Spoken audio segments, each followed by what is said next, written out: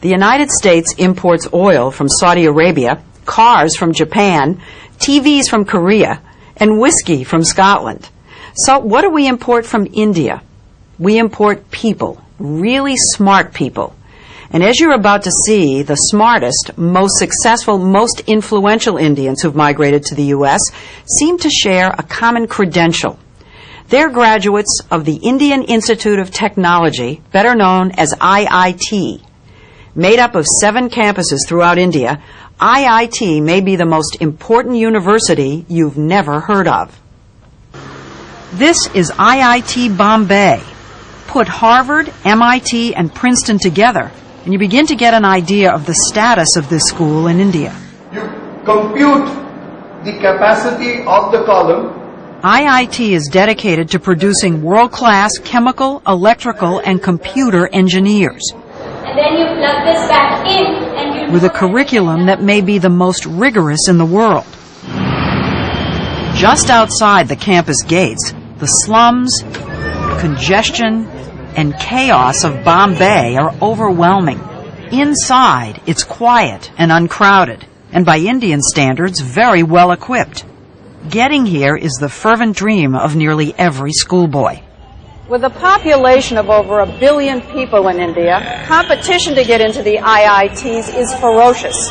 Last year, 178,000 high school seniors took the entrance exam called the JEE. Just over 3,500 were accepted, or less than 2%. Compare that with Harvard, say, which accepts about 10% of its applicants. The IITs probably are the hardest school in the world to get into. In the whole world. To the best of my knowledge. Vinod Khosla got into IIT about 30 years ago. After graduating, he came to the U.S., co-founded Sun Microsystems, and became one of Silicon Valley's most important venture capitalists. He's one of thousands of IIT graduates who've made it big in the U.S. How significant would you say the impact of IIT graduates has been on the American technology revolution? It's far greater than most people realize. Microsoft, Intel, PCs, Sun Microsystems, you name it. I can't imagine a major area where Indian IIT engineers haven't played a leading role. Leading role? A leading role, and of course the American consumer and the American business in the end is the beneficiary of that. It isn't just high tech. The head of the giant consulting firm McKinsey & Company is an IIT grad. So is the vice chairman of Citigroup and the former CEO of U.S. Airways. Fortune 500 headhunters are always on the lookout for that IIT degree. That they are favored over almost anybody else. If you're a WASP walking in for a job, you wouldn't have as much pre-assigned credibility as you do if you're an engineer from IIT. 90% of IIT students are male, and the young men we met in Bombay know they're hot commodities. The American companies love the kids from IIT. Thank goodness. That's what we've heard. That's what we've heard too. After I leave IIT Bombay, I hope to get a good job. So it can be a ticket to another way of life. Yes. Yeah, definitely. And a ticket out of India. How many of you think that you're going to end up in the United States? For a while, I think all of us would be there. Maybe at for some work. stage. At some stage. That's not the way it was supposed to be. I want my country to be strong. Nehru, India's first prime minister, created IIT 50 years ago, just after independence, to train the scientists and engineers he knew the nation would need to move from medieval to modern. He never imagined India would be supplying brain power to the whole world. Would you say that IIT graduates are India's most valuable export? Yes, undoubtedly. N. Ram, one of India's leading journalists, says that because the stakes are so high, a kid starts preparing early. Age 7, 8, 10. By the 10 you know whether you're made for it or not. This is the truth or not? And at least half of these 10-year-olds told us they think they're made for it. Not food? Yes. But just standing out in school won't be enough. Two valences to the other. At about 16, they enroll in a prep class where they're drilled for the IIT entrance exam. There are even pre-dawn tutoring classes. 4:30 to about 8, they're grilled, and then they go to school, Regular school. regular school. 4:30 to 8 a.m. Yes. Are you saying they do that every day? Yes, every day for that period. 2 years. Particularly 2 years. Classes 11 and 12, you do nothing but study. And parents hover and push and fret. I normally stay up all night and study for my exams. So during this preparation, my mother never used to let me prepare my own cup of tea. So if you stayed up all night, she stayed up all night to make your stay tea? up with me, yeah. After years of preparation, the day they and their families believe will make or break the future finally arrives. On the day of the exam, my dad, my mom, and my younger brother, they all accompanied me to the center. I said, okay, now you can leave. I'll come home on my own. But I was literally amazed when I came back out of the center and see my parents and brother still waiting for me outside the center. How many hours? It was close to 6 hours. 6 hours of testing, then an excruciating month-long wait for the results. They put them up on the web and you can call Or them you up, can call and them. after 10 days you get a letter. So But it's on the web so everybody knows. Yeah. You never get your marks. You just Nobody get your knows. all India rank. You just get your rank. Rank, so you first, second, third in the country. Right. Yeah. So it goes from So 1 everybody to knows. 3,000 roughly. So if you were 2,999, everybody knows. Everybody knows. And you're considered really lucky. The top rankers get their photographs in the paper and all. So The high ranks, the of high ranks. Yes, he's one of them. course. You were one of them? Yeah, somewhat, yeah. What number? I was 196. Did you get your picture in the paper? Oh, yeah. The ranking isn't just an ego trip. The top kids get to choose which campus they want and which major. It's a big deal in India. It is. Narayana Murthy, founder of the huge software company Infosys, is known as the Bill Gates of India. It's very easy to lose hope in this country. It's very easy to set your aspirations low in this country.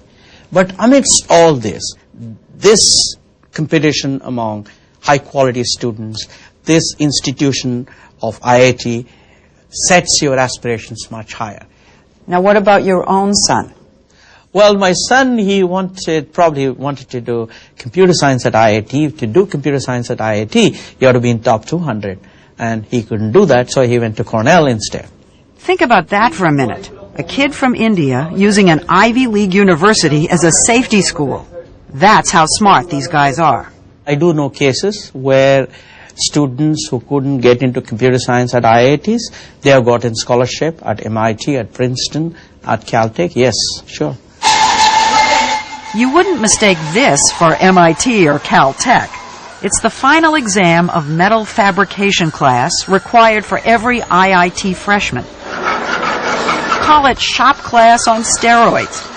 Using just a saw and a file, students have to cut quarter-inch steel into an assigned shape, measured to the millimeter. It's an illustration of IIT's emphasis on engineering basics, precision, and discipline. Nobody majors in music at IIT. The education is not well-rounded. But in science and technology, IIT undergraduates leave their American counterparts in the dust. When I finished IIT Delhi and went to Carnegie Mellon for my master's, I thought I was cruising all the way through Carnegie Mellon because it was so easy relative to the education I had gotten at IIT Delhi. If you think of engineering students as nerds, not particularly bold or creative, IIT somehow breaks the mold. It turns computer geeks into risk-takers and leaders. I'm wondering why so many IIT graduates are entrepreneurs. Why so many do start their own companies. I think it's because of the confidence. We are lucky enough to be told by people around us that we're good and that we have a bright future, and that gives us a lot of confidence. There's something else. Students act like entrepreneurs the whole time they're at IIT. They run everything in the dorms, which might be mistaken for cell blocks if not for all the Pentium 4 PCs. They organize the sports themselves. They even hire the chefs and pick the food in the mess halls. And unlike so many other institutions in India, they all know they're here because they deserve to be here. Can you slip somebody a couple of rupees and say, come on, get my son in? No, never. Impossible? Impossible. There is no corruption. It's a pure meritocracy. IIT may also be one of the best educational bargains in the world.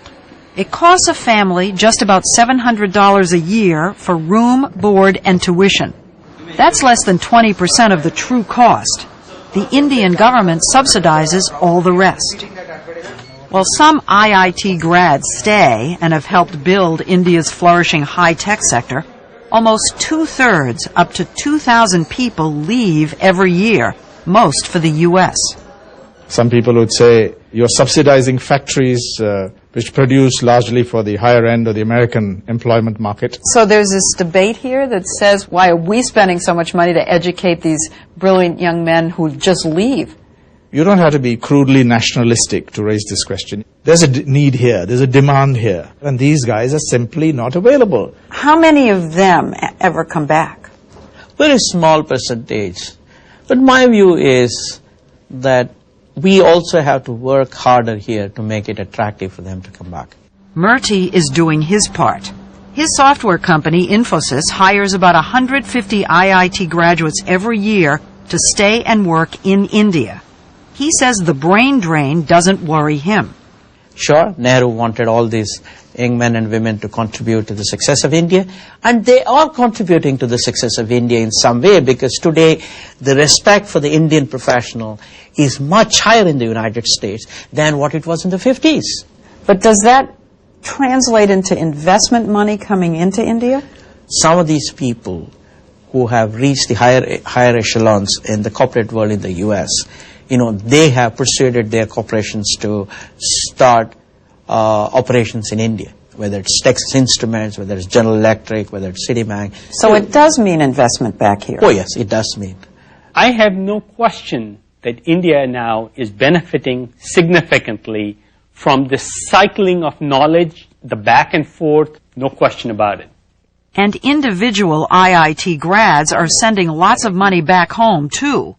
But the U.S. still gets the better end of the bargain. How many jobs have entrepreneurs, Indian entrepreneurs in Silicon Valley created over the last 15, 20 years? Hundreds of thousands, I would guess. For this society? For this society here in America. For America to be able to pick off this human capital, these well-trained engineers with great minds, is a great deal.